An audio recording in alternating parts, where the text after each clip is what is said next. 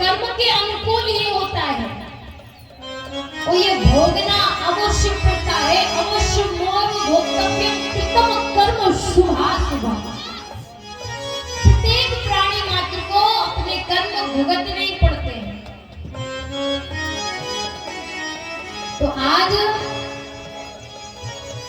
जैसे ही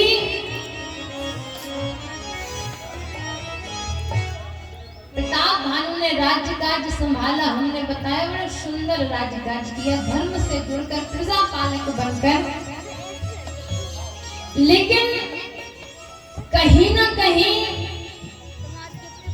कोई ना कोई पाप तो हुआ हो। बोले कौन सा पाप है? वो झूठ में साधु क्यों ना था?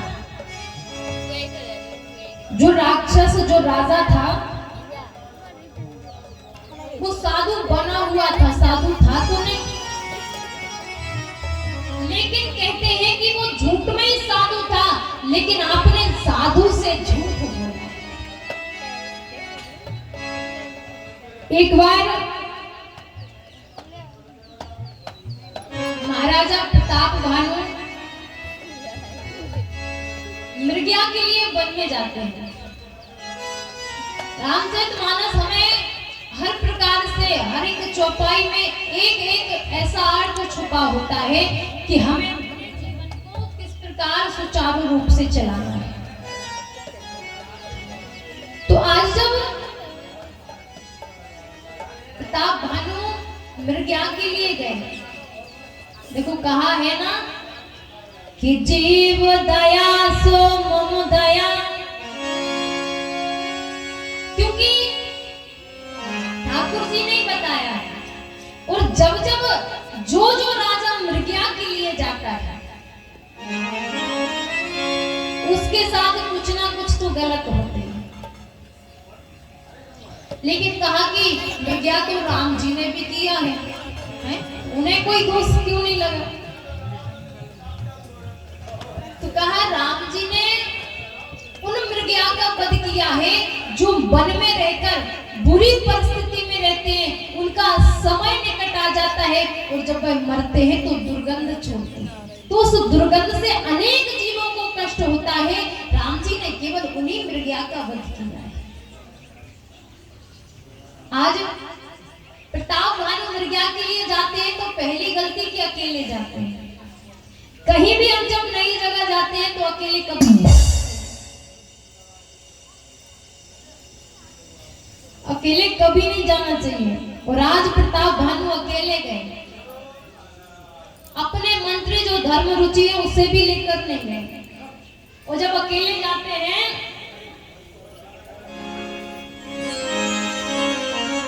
तो सामने से एक सुअर को देखते हैं कि आवत तो देख अधिक रब बाजी।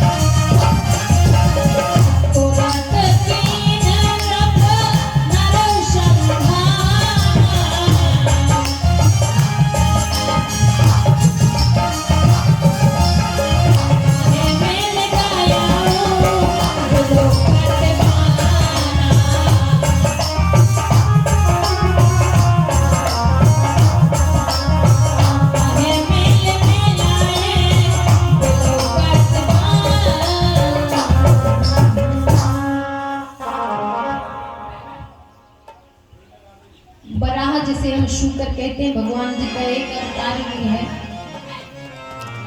तो का ये कौन है? ये काल केतु राक्षस है।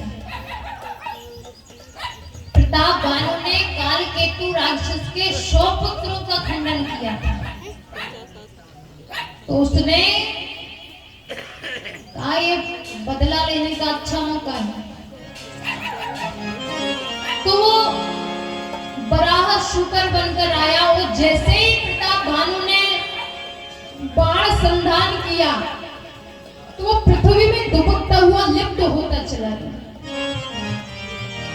अब देखो क्या है ना कि जब बालक दौड़ते हैं ना तो हमें लगता है कि अब इसे पकड़ लें, फिर थोड़ा पहुंचते हैं, अरे अब तो पकड़ ही लेंगे, तो ऐसा पीछे पीछे भागते ही चले जाते हैं। और फिर कितना भागते हैं कि एक जिद हो जाती है कि अब तो इसे पकड़ के मारना ही। तो आज ऐसे ही जिद करते हैं प्रताप भानु से बराह के पीछे पीछे भागते भागते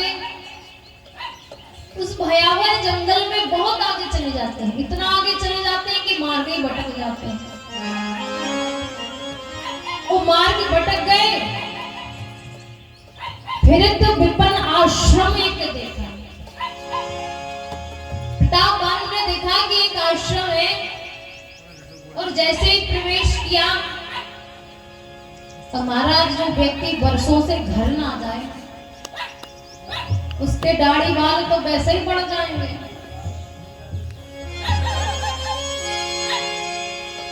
तो एक राजा के रूप में जो संत बने बैठे थे,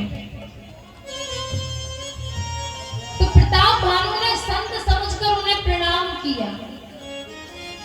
उन्होंने कहा कि आप कौन हो?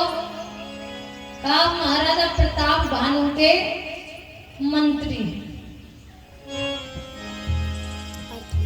तो कहते हैं कि चक्रवर्ती के लक्षण तो हमें तो लगता है कि आप चक्रवर्ती महाराजा कोई सम्राट होंगे। सत्य में उस समय सम्राट एक शत्रु थे प्रताप भानु। तो उन्होंने कहा कि हम बहुत अधिक समय से इस वन में तपस्या करते हैं, हम सिद्ध संत हो गए, तो भगवान की असीम कृपा है हमारे ऊपर और हम एक सत्य सत्य बात बताएं तो आप प्रताप भानु। जब कोई आपका सत्य बता दे तो आपको लगता है नहीं सिद्ध है, ऐसी बात नहीं है, जानते तो हैं कुछ ना कुछ है, तभी तो बताया। हमने तो देखो मंत्री बोला था लेकिन उन्होंने बता दिया। उसने क्यों बताया? क्योंकि वह राजा प्रताप भानु से युद्ध में हार गया और हारने की लज्जा से वह वापस कभी अपने राज्य में नहीं गया, वो वन में आ गया। वो जलता रहा, तपता रहा बदला लेने के लिए। और देखो मौका तो मिलता ही है, लेकिन शांत बैठोगे तो मौका मिलेगा, और तुरंत आर धार पार करोगे तो या आप खत्म या हम खत्म। 2 मिनट की चर्चा, तत्पश्चात जो है गुरुदेव जी के माध्यम से आगे की कथा श्रवण करेंगे। तो प्रताप भानु ने कहा कि महाराज आप तो बहुत जानते हैं। कहा जब पृथ्वी का जन्म, पृथ्वी संचार श्रृंगार नहीं हुआ था तब से हम इस धराधाम पर हैं, प्रभु के हम निकट हैं, उन्होंने ही हमें भेजा है। अब तो और निष्ठा बढ़ गई राजा की। कहा यदि तुम एक यज्ञ करोगे और संत महात्माओं को भोजन कराओगे तो तुम्हारी जो बलवता है और अधिक बढ़ जाएगी, जो प्रभुता है और अधिक बढ़ जाएगी। और देखो लोभ है, श्रीमद् भागवत में लोभासुर एक असुर था, पर जे असुर तो महाराज सभी को ग्रसता है। तो कहा कि ठीक है यदि आप तो कहते हैं तो ऐसे ही होगा। तो कहा 70 योजन नगर आपका नगर है, आप जाओगे बहुत अधिक समय लगेगा, हम आपको अपनी मंत्र शक्ति से आपके नगर में पहुंचा देंगे। कहा ठीक है। अब वो तो छल कपट जानता ही था महाराज, तो छल कपट के माध्यम से उसे राजा को नगर में भेज दिया और कहा कि सारी विधि बता दी।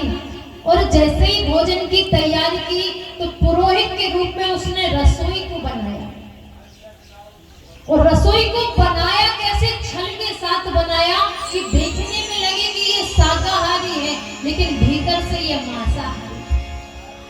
और जैसे ही सिद्ध संत अपने अपने परिवार के साथ भोजन के लिए आए। जैसे ही बैठे तो आकाशवाणी होती है कि हे विप्रवर,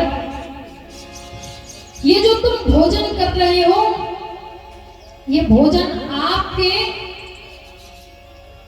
जो आपकी तपस्या है उसे भंग कर देगा। तो जैसे ही इतना सुना उन सबने, तो अपने अपने आसन से उठे।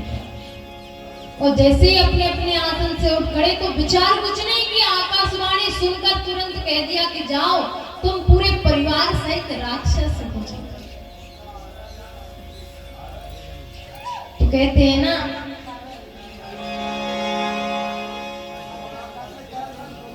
कि जिस प्रकार या तो हम अपनी भाभी के पास जाते हैं या भाभी हमारे पास आती है। आज ऐसे ही प्रताप भानु के साथ हुआ, तो संपूर्ण परिवार सहित राक्षस होने का श्राप हो गया। तो कहा भी है कि हे विप्रवर, आपने जो श्राप दिया ये सोच समझ कर नहीं दिया, और इसमें राजा का कोई दोष नहीं है। लेकिन श्राप एक बार निकल जाए तो वो तो पूर्ण होकर ही होता है। तो कहा जब आप 3 जन्म में राक्षस योनि को पूर्ण करेंगे तो हर योनि में परमात्मा ही आपका उद्धार पूरी खत्म होने वाली है। तो ऐसे भगवान के मित्र ने भगवान की लीलाओं को संपन्न कराया। आगे की जो कथा है आप गुरुदेव के माध्यम से श्रवण करेंगे। एक भजन तत्पश्चात जो है वाणी को विराम।